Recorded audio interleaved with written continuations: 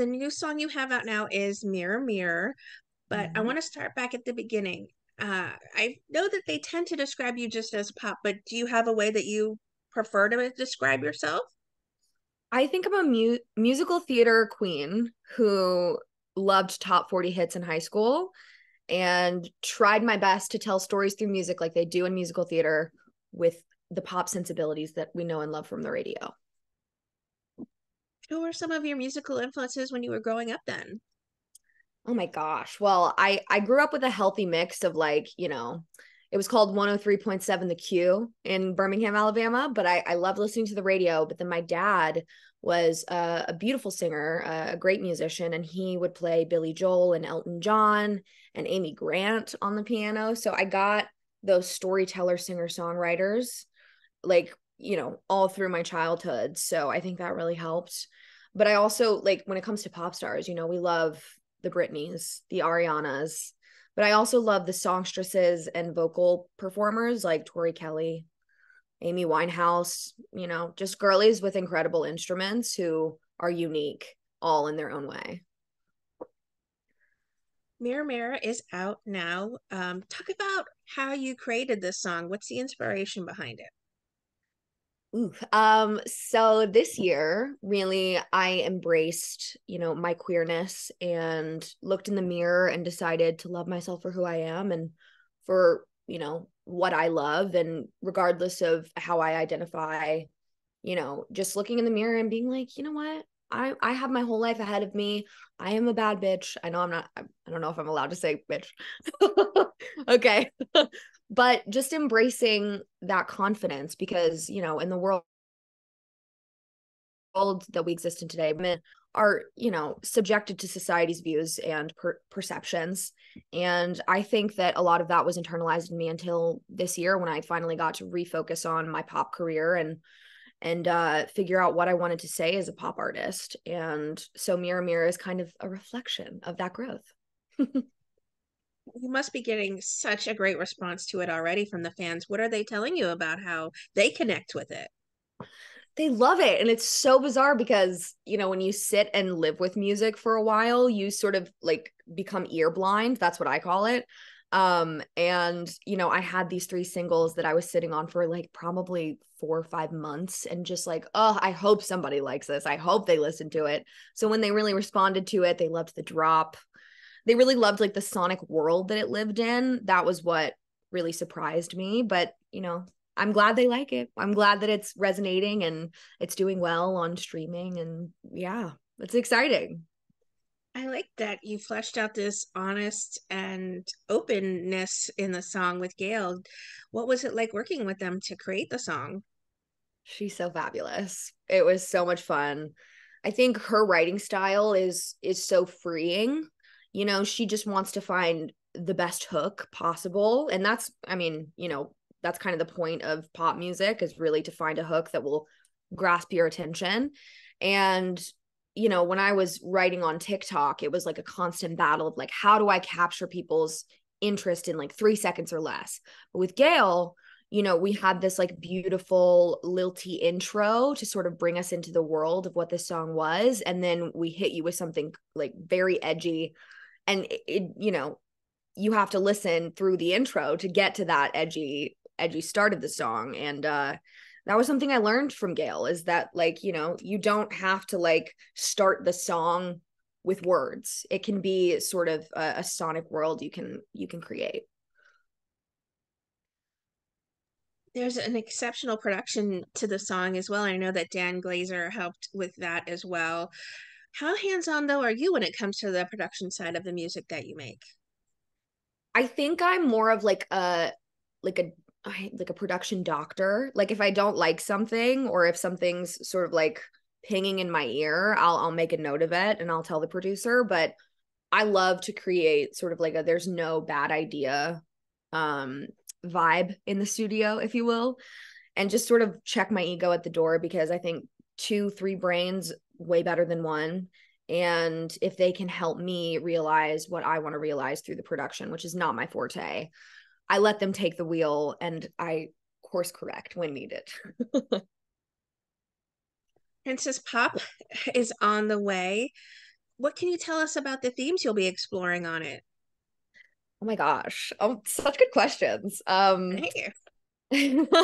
Well, I think a lot of it is just growth through growing up and coming of age. You know, when I had a meteoric success with a project that I had with my writing partner, it sort of felt like a dream. Like life is but a dream and it's a fairy tale. And, life doesn't always go that way. It's not always happily ever after. And I kind of learned that the hard way and sort of had to rebuild my castle from the ground up. And that theme is very much present throughout the entirety of Princess Pop, but it's basically telling the story of my rise and fall as a social media content creator, a songwriter, and becoming confident in my music again without an audience watching, and really telling the story. Each song is inspired by a different princess fairy tale we know and love, but it really does tell my story and how I'm gonna come out on top. Is there a song that on this album that really holds a special place in your heart? Maybe it's Mirror Mirror because it is so self-reflective. Yes. I mean, all of them, it's like kind of trying to choose a favorite child, brain children. But I think there is a ballad on this song, on this album called 11:59, and it's sort of the Cinderella-esque song, and it is about a really hard breakup that I had to go through at the top of this year and how much I've grown since then. I also love the final track on the album. It's called Love Me, and it's basically just a love letter to that man, that relationship that ended, but was, I was better off for, we were both better off for, and a love letter to my fans and to myself. Well, I'm looking forward to this album coming out completely. And is there a message then that you hope lingers with people who explore the album? Is it to be yourself? Is it to give yourself a chance to be more open in this world? Maybe there's an emotion that you hope lingers with people that'll explore Princess Pop. Yeah, I think I learned a lot about failure, and I think I was afraid to fail for a very long time, um, and put what I can do and the gifts that I can offer the world on a pedestal, and really was worried that if I were to falter off of that pedestal, that everything would come crashing down. And even when it does come crashing down, you can still rebuild. And I think that hopefulness, I hope that lingers with all the princesses in the world. That it's okay to fail, and that doesn't mean you're a bad person. That doesn't mean you're horrible or unredeemable. It just means that you get a new beginning and you get to rebuild something your way. I think that's also great advice that you could give to up and coming artists as well. Give yourself a chance to fail, allow yourself to make mistakes, find the beauty in tragedy, things like Yeah, that. because there is so much beauty in tragedy and grief. And, grieving a project that never got to see the light of day was really hard for me. And it took about a year, but I think when Princess Pop comes out, it will be like a rebirth, like a phoenix rising from the ashes. So, Well said, and you have the hair for it too. The fiery red locks. That's right. yes, ready to take on the world again. Will you be doing any collaborations for this upcoming album, or maybe you have a dream collab in mind that only that you can tease? Well, I have lots of dream collabs and a lot of sessions that have sort of realized those dream collabs recently. But the one that exists on the album is with Ingrid Michaelson. It is sort of a Disney sister princess duet, and it was so wonderful to write with her, and she is an absolute genius.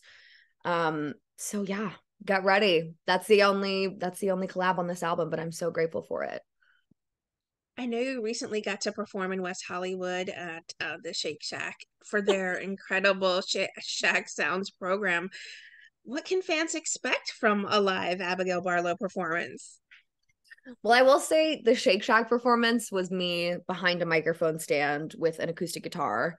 So it was a little bit more broken down and intimate, but I do have some shows coming up in December, a show on December 4th at the Moroccan Lounge in Los Angeles, and a show on December 10th in New York City at Baby's All Right.